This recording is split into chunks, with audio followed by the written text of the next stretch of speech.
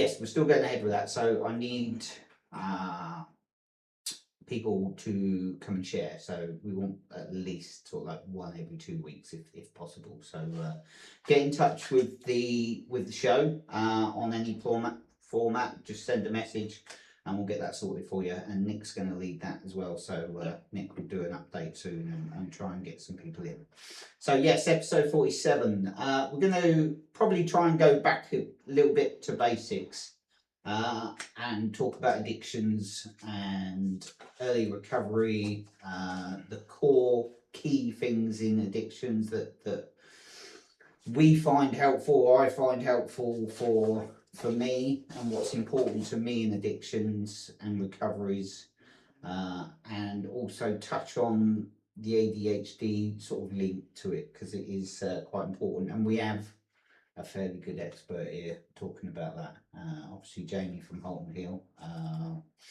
We are here in his place down Drummond Road in Skegness. So please pop down, come and have a look, and come and see Jamie. He's here most days. So yes, early recovery. For me, well, let's get the ADHD bit out of the way, and we'll let Jamie talk about it in a tad. So ADHD for me, before I came into recovery, obviously that it wasn't on my radar at all. Didn't even think about it. And even now, I've not been officially diagnosed. I've not gone through one of your checklists and lists and stuff. But from what I see, being in recovery for whatever, 8.5 years, I don't see many people that are in addiction that have not got some form of that. We're all some form of ism. Totally on the spectrum, as one of my wife's friends would say. Everybody's on the spectrum. But yeah, totally. It's. I think it's part and parcel of addiction. Is this need to be repetitive, this need to have a routine, a focus. We focus heavily on something, or I do. So in addictions, I focus heavily on not superstitions, but things like I've got to do this and I've got to do that and I've got to do this. My brain's constantly fucking running away with me. And even in recovery, it's still the same. My brain's obviously died down, and I've got a normal way of thinking now. But the need to have routines and the need to have some kind of structure where it gets obsessive, because that's where I term that it's not just normal, it's something else. I have to have certain structures in place. So I'll do stupid things. Unless I stop it, I'll do stupid things. Like I'll get up in the morning and I'll do exactly the same routine. Exactly. Even without thinking about it. It'll be the same routine. I'll come downstairs, I'll put the kettle on, I'll feed the dog. But I'll do it in an order that's the same. And even to the fact of me getting my vitamins out, I'll get them out in fucking order. So I'll have 4 or 5 vitamin pots or whatever I take, and I'll get them out in order. I won't swap the order, and I don't know I'm doing it until I actually think about it. And I'm doing it. I'm taking that pot out first, and then I'm taking that one, and then I'm putting them in the same fucking back in the same order. And I do things like that, and I stir my coffee the same way. I don't stir it a different way. I'll have a cigarette, then I'll have a coffee, and then I've got to have that first hour to myself, so I'll get up before my wife gets up, just to have that quiet time in my head.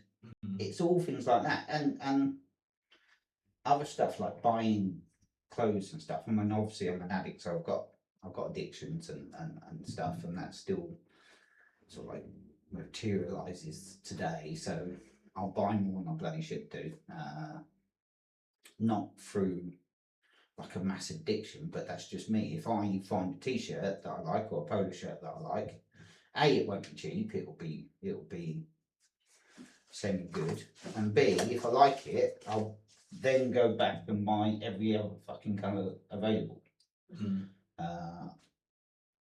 And I'll do things like that. It's just mad. When you think about it, it's just like, Jesus Christ, yeah, I really do that.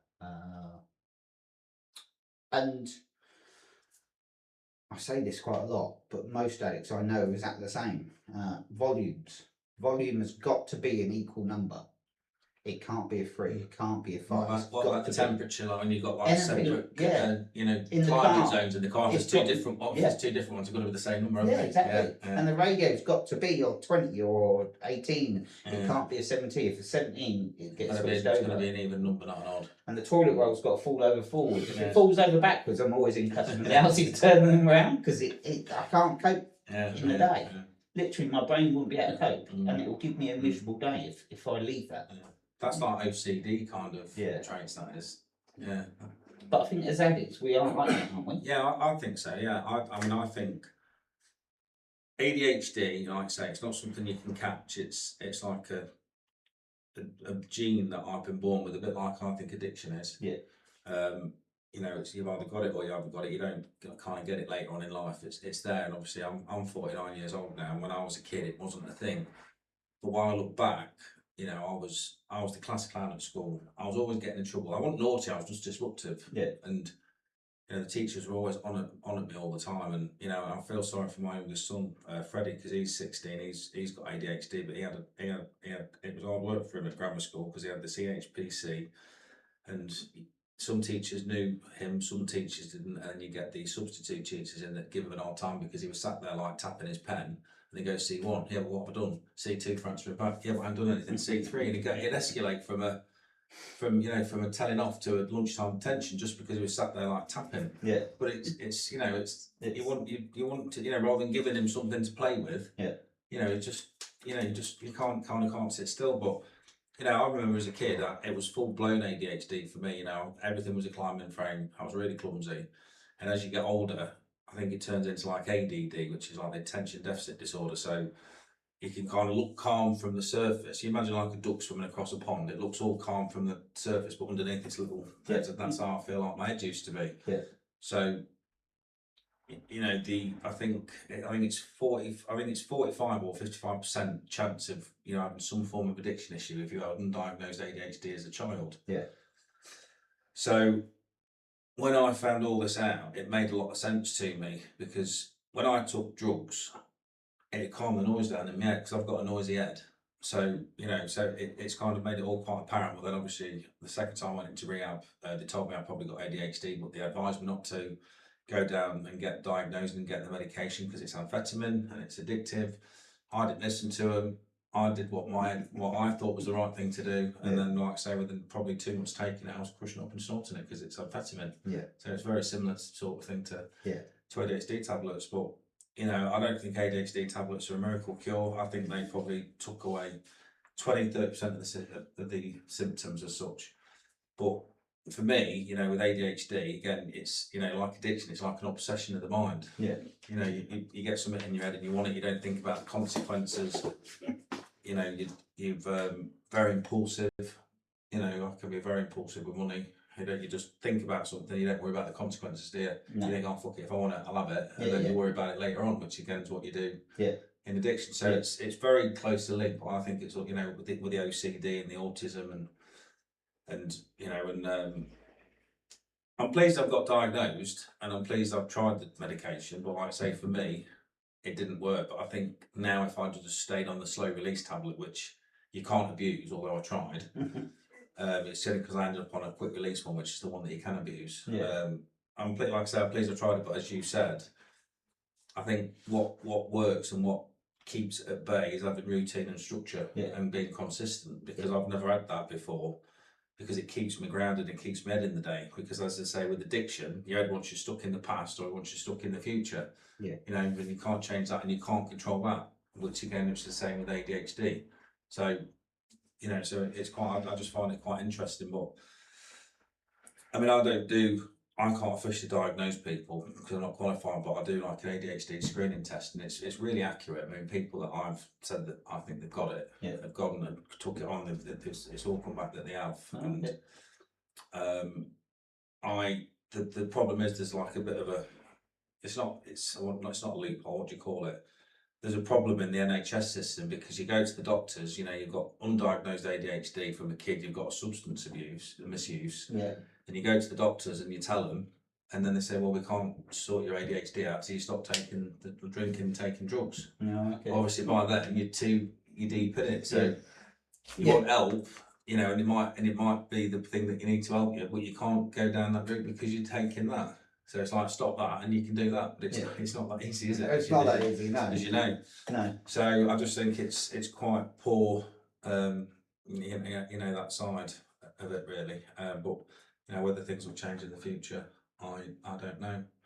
But you know, it's definitely, it does make it kind of, it makes me forgive myself a bit really for the stupid things that I've done, because like I say, what turned out as a fun sociable thing for me, turned into like a way for me to self-medicate, and I didn't even realise I was doing it until, you know, it was too late. But then, you know, and then it still didn't sort me out.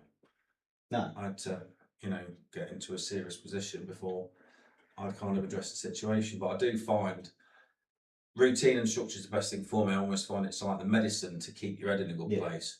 But then it's like, I feel like my addict brain attacks my ADHD brain because it gets fed up of doing the same routine. Do you see what I mean? Yeah. You know, well, then like I say, in the past when I've been to rehab and the routine that they try and get you to do in there, it's, you know, it's like 45 minutes in the morning and 45 minutes at night. And to me, that is not something that you can do manageably, consistently for the rest of your life, because work and family and all that stuff gets in the way. Yeah. So it's not feasible, is it? It's not feasible, no. So like I say, I've come up with a routine for myself now. It's not perfect, and I think that's another thing where I've always gone wrong. You know, that's that ADHD, you know, OCD and addiction. It's like that perfectionism thing that we have in us. And again, I think that's what's made me go messed up in the past, because I've tried to do something, it's not manageable, and then I've had a day off and I thought, oh fuck it, I'll start again next week. Yeah. Well, it's the same mindset that you have when you're in addiction, isn't it? You think, right, Oh, I'll stop totally, tomorrow, and you end up doing it again. You think, oh, I'll start next week. Virtually everything you said is my life in addiction. Yeah. It's that, and I did it from a very early age. So I mean, I was back in the day. I was good at sports, so I didn't. I tried my hand at something, and I was on top tier, and I was good because I made sure I was good at it. But if I tried something and I wasn't good at it, it was just like a total no. It's like one time, and then I'm not doing that again, because there's no chance. I'll be mediocre. I don't want to be fucking mediocre. I want to be the best. And talking to any addict, it's all the same. It's just like, we have a strive for perfection. And the good thing is, take that into your recovery, and it helps. Like you said, it helps. That structure that I do, subconsciously or not, helps calm my brain down. But there's a fine line between that and then it taking over your life, because if I don't do something, and I've seen many people do this, if you get into a too uniform structure, and you don't do it, you think your life's ended. Just because you haven't done something. And it's like, fuck, my day's gonna go mad. My day's knackered now. And then you write the day off, and it's just like, well, fuck it, I've written the day off already. I might as well be a total prat. Just write the next day off. But then that's what I think my routine was that structured in the past. You know, I'd have to get up at 5 o'clock in the morning, have a coffee at 5:15, a poo at 5:30. You know, this, you know, and then if anything fell out of sync, that's it, half a day's fucked. Exactly. And you'd make sure your day was I would. I'd be in a bad mood all day. You know? Everybody would know about it. It's exactly the same. And just the whole, the duck swimming on top of the water and everything's fucking serene, and underneath it's mad. That's just that's, for me, that's how my brain worked in addiction. It was just like, and you can't explain to somebody out there that's not had addiction or been in addiction or is in addiction what that brain feels like. Because it's like it's going like 1,000 miles an hour, but then you take a drink or a drug, it also goes. And that's half of that. Instead of when people say they have a drink and they go, and they relax. That's not because of the drink or the substance going down. For me, it wasn't. It was just it was that doing that. And switching brain, on. and go to sleep. Finally being put to not put to sleep, but going to relax. Just goes into relax mode, because it takes you out like that fight or flight mode almost, and you're just like, and it's like I say, but like I say, it's then in that first one that does that. Well, that's what I mean. But you can't just have one. No, you can't have one. No. Because I know, like I say, a line of Coke that first one, it's nice, but then after that, it all gets weird and stupid. And if I could just have one, and this is God's honest truth, you wouldn't be an now, would you? I wouldn't be here now, and I wouldn't have done any of this. If I could just have one and get rid of that feeling, and that would have been it, and I'd be all right for the rest of the day. I'd have carried on. Yeah, well, that's what a normal person can do, isn't it? Yeah, exactly. But I can't. No. It's physically fucking impossible for me to do that. As soon as I put any alcohol in my system, that's it. It's back to square one. Oh God, yeah. And I think that's what my head tried to convince me for such a long time, because I'd been like in active addiction for 30 years. You know, the first 3 months I did, that I've never done, I've not drank for 3 months, like constantly for 30 years. You think, well, surely that's like, well, surely you'll be alright to drink now. If you just had 3 months off and you can't do that for 3 decades, you're sorted. You know, and you fuck up and then you do it again. Then I got to a year and I thought, I'll definitely be alright now. You know, but you know, like I said, if there was a way where I could sensibly drink or take drugs, I would have found it. You know. Oh yeah, we all would have. I'd have found it. I'd have 100% found the way, and I wouldn't be here doing what I'm doing now. No. You know. Especially the detail we go into things when our mind's put to something, when you really think you can pull something off. Jesus. I mean, that if I had to say anything about ADHD, you know, OCD on my account, I know I've always had a thing where if I'm off, you guys talk about the routines you have. I've actually more or less lived kind of in chaos a lot, because my brain has always been it's always gone 1,000 miles an hour, and that's what alcohol did for me. It turned my brain off for a while. But with me, don't get me wrong, it's like when I'm at work. If I'll put myself right, this is the job I'm doing. I don't want to be disturbed doing it, and when someone disturbs me doing it, I just back into like, I'm going nuts. And like I said, the detail we can go into things. I mean, my biggest half of it, if I would say it's addiction, but hobbies, I collect things. I've always been a collector of all sorts. So sometimes when I go to concerts, I think, I've had a great night, but what would be better if I got a set list for a guitar pick or something? I can't turn that part of my head off. It's like that scratch you can't itch, isn't it? Oh God. It is, but I don't think I think every addict has got something about them in that, like whether it's OCD, ADHD, or whatever. There's something there. I think there's definitely something there. I think there's something there. Do you know what the weird thing is though? Because I'm sure. I mean, I've got some form of OCD, but do you know, this is the weird thing. When I was drinking and taking drugs, it was 10 times worse than it is now. Yeah. You know, like you say, everything had to be. You know, I hate getting in the car and the temperature, the climate controls were odd. Yeah. You know, it don't bother me anymore. Oh, it does me still. It's weird. It's weird. I hate odd numbers. Don't. It's weird. It's like that side of it's eased off a bit. But what you were saying a minute ago if we could find a way to one drink and that's it. I think if anybody found that, there'd be billionaires in no time. Yeah. If we discovered something that could maybe just have one drink. It just doesn't work. It always makes you laugh, because the amount of times I've seen people who come into recovery and the misconception that they think they're going to come to, whether it's a meeting or whatever they go to, that they're going to come in and talk to drink like gentlemen or ladies. The amount of times I've heard that's just they come in and say, "Oh, I thought I'd be taught to drink properly." Like, mate, you're in the wrong place. Well, the first time I went to rehab, that's what I said. I said I've come in here to moderate my drinking. Yeah. To learn how to moderate. You know, it didn't work. It doesn't. No, it doesn't. And it might work for a little bit. In the early days, it worked for a short period of time. Yeah. But then but like I said, it's different. Like cocaine to alcohol is completely different for me, because again, I've done both of these things. If I have one line, that's it. I'm full back into where I left off. Where with alcohol, I know for a fact I could go to the pub and have a pint now and walk away, but then that obsessiveness sort of kicking and saying I ain't got a problem with it anymore. Yeah. And then I go back next week and it'd be 2, then it'd be 3, then it'd be 4, and then before now I'll be drinking at least a bottle of vodka again. Absolutely. It might take 3 months, it might take 6 months, but I'd go back. I'd be back there. Yeah. And then all the other shit comes back in as well. Yeah. Well, that's the issue, isn't it? Is you've always got a primary substance, whatever that is. It's the primary one that kicks you off. So you could possibly, for 3 months, even 6 months, moderate your drinking, but your primary substance is going to come in a lot quicker. Yeah, it's coming somewhere down the Because line. you've had a few drinks and you think you can cope with that, your brain will tell you you can now have a line of coke.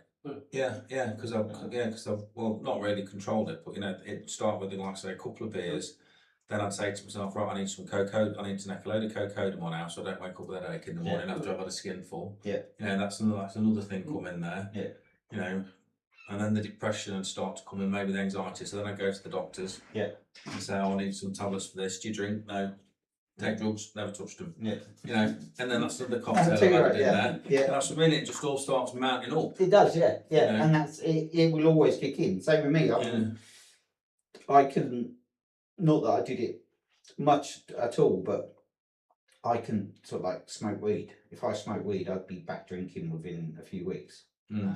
Because it's a substance that I know would lower my defences against what I'm fighting.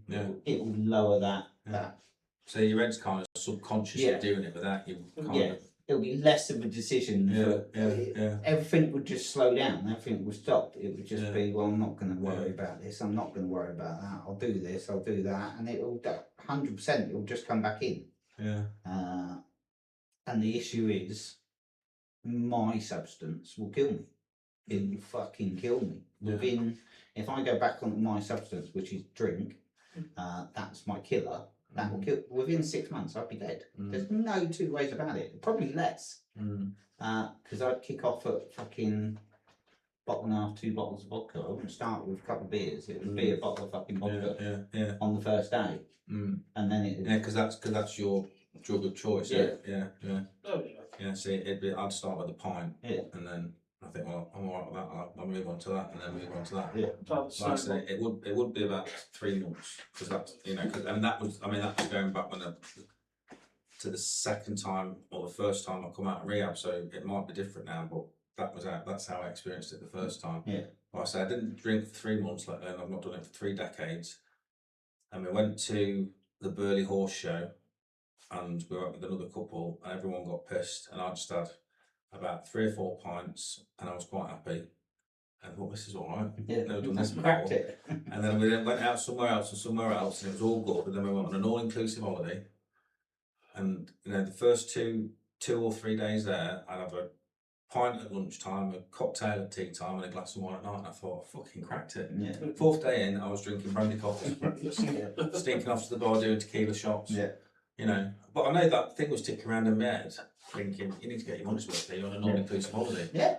Your brain will just lie to you. Get your money's worth. The whole thing will just kick back in, and we know what it's like. It's fucking, it's just dangerous. And I've never, in all my years of being in recovery and everything else, and I've sat in fucking thousands, tens of thousands of fucking meetings, I've never, ever, and I've never seen it advertised or documented that somebody's gone back out there, a slip or whatever, gone back out there after being in recovery and come back in and went, cracked it, it's fine. Fucking happy. Not one fucking person. No. Sometimes they don't come back in because they're obviously out there Or using dead. still, or fucking dead. But not one person has come back in and went, do it, it's fucking great, loved it. Not one. No, because it's impossible. It is impossible. And you've just got to see, I'm talking about rehab, I don't, obviously, we had a WhatsApp group and stuff in my rehab. And at any one time, I was in there, 4 or 5 weeks. And at any one time, there was like 20 of us. And then some would come, sort of like leave and come back in. And we had a big WhatsApp group. I'm talking, 8, 9 years ago now. And there's not one person fucking left.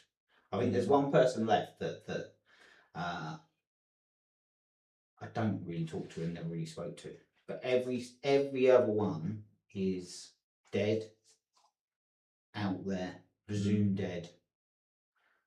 Even my counsellor is fucking dead because after 30 odd years he went back out there and then committed suicide because he was so depressed that he'd done it. It's just, it's. Because I think a lot of people that try it, you know, you've got like that. It is, it's because your head's just telling you, it'll be different this time. Yeah. You know, next time will be different. Yeah, and You the know. brain's a powerful fucking thing. It The is most a powerful powerful thing thing, in the yeah. world, mate. Yeah. Most powerful thing. Yeah, It will give yeah. you illnesses that you Yeah. haven't got, and it will give you this, and it will give you that. If your brain's telling you something, and it wants to fucking force you to do something. 9 times out of 10, it'll win. Yeah. Well, especially if you keep it to yourself and Yeah. not tell anybody. That's Yeah, why exactly, it's really yeah. important to talk. Yeah. About what's going on, because, like I say, if you try and sort that out yourself, you will go back Yeah. out there. Yeah, absolutely. Yeah. Which leads us nicely on to how do we cope? So for me, the best way of coping in recovery is just exactly what you just said. Is just fucking honesty. Honesty. If you've got honesty in your life, to the degree of you're feeling shit or you're having thoughts to yourself about using again and everything else, then you tell somebody. You don't have to tell your wife, you don't have to tell your partner, but you have to tell somebody.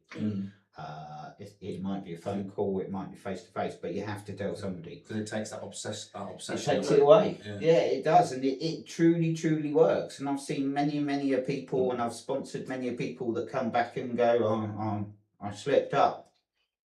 No, you didn't. You fucking relapsed. But anyway, I slipped up.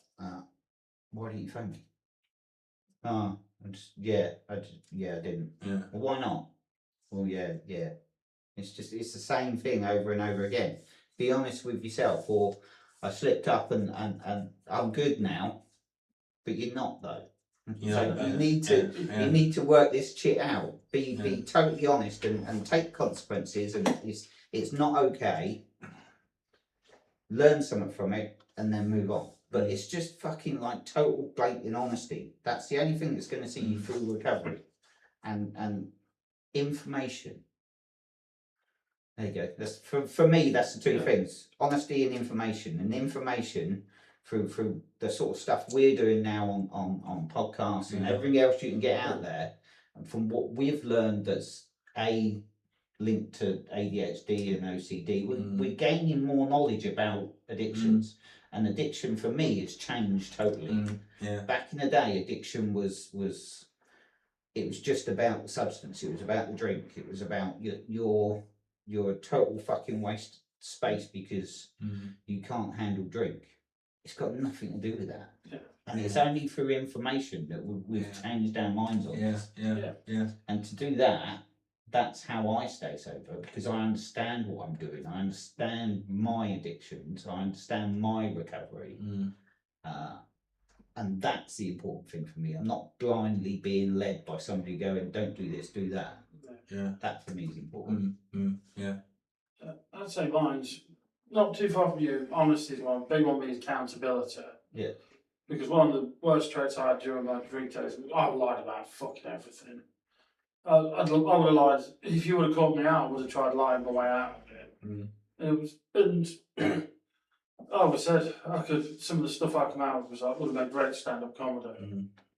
But big one for me is accountability in the respect of if you do something wrong, if I do mess up or I've done something like that, just say it out. If like say I do something at work, just go in, tell the gaffer, look, I've done this. Don't try and hide it. Just own up straight away. Get it out of the way, because stuff like that, if you don't take accountability, or if I don't do something like that, it gnaws at the back of my head, because I know I've done it and I'm not being honest about it, and eventually, then it's one of those things. If you let it get on top of you, you'll either fall back into the habit of lying, which by that time the accountability thing's out the window, or eventually the guilt and everything will just eat you up to the point where I just need something to take me off this.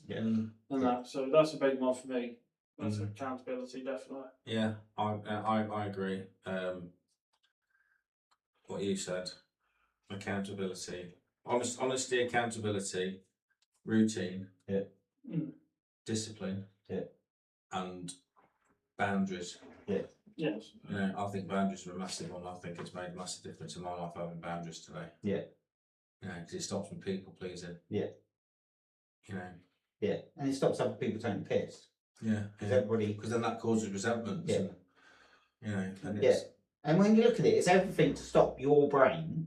You're putting these defences in place to stop your brain from fucking going back to Yeah. the 100-mile-an-hour job. Yeah, yeah. And Because if you're you, putting yourself first for a change, Yeah. which we never do. You Yeah. always put yourself, you put everybody's wants and needs. I mean, I've realised that I've always kind of based how I feel on other people's emotions. You know, it's not about them, it's about me. it is, And it sounds quite selfish to a lot of people, the normal people, but I've had to be selfish and put me first. Well, Put my normal recovery people first. think addiction is selfish. It is selfish, but you've got to be quite selfish in your recovery. Exactly, yeah. And that was always, we run that time, but that was always sort of like my missus' problem or friend's problem or family's problem. It was the fact of, It's always about you. yeah, you're a selfish fucking prick for doing what you're doing. You're a selfish prick because you wouldn't stop for me and you wouldn't stop. And now you're being selfish because you're looking after yourself. It's just like, fucking, I can't. You can't. But fucking stick with it, honestly. Stick with it. Stick through those core things we've spoke about. Yeah, and you'll get it. Yeah. It does get easier. It does, yeah, a lot easier. It's just because it's a completely different transformation from the person that you was. And it's like, because I don't think I've known who I am really for 47 years. No, you don't. You don't. Absolutely not. You're not the same person. No. I don't think you are anyway. and I'll end on this quickly because we're a couple of minutes over. But yeah, you're not. For me, the day you become a true addict, I was born an addict, but from my first substance at 14, that's when my personality stopped. And in recovery at 45, that's when I've gone now back to the 14-year-old mentality or 14-year-old personality that I should have been for those 30 years that I wasn't. Yeah. I get that. So right, we're up on time. So thank you everybody. Thanks for watching. Please have a like. Please have a share. We're obviously on numerous different platforms. Nick will tell you in a minute. But most importantly, 3 or 4 weeks, we're going to need people to come in and either interview you or listen to your story. So yeah, we need plenty of people. But Nick's gonna put a few videos online and get all that set up for us. So thank you, Nick. What are we on? We're on YouTube, Facebook, Instagram, TikTok, and Twitter. Great. So thank you, everybody, from us at Holton Hill here. So yeah, please tune in again. Thank you. See you next week. Cheers.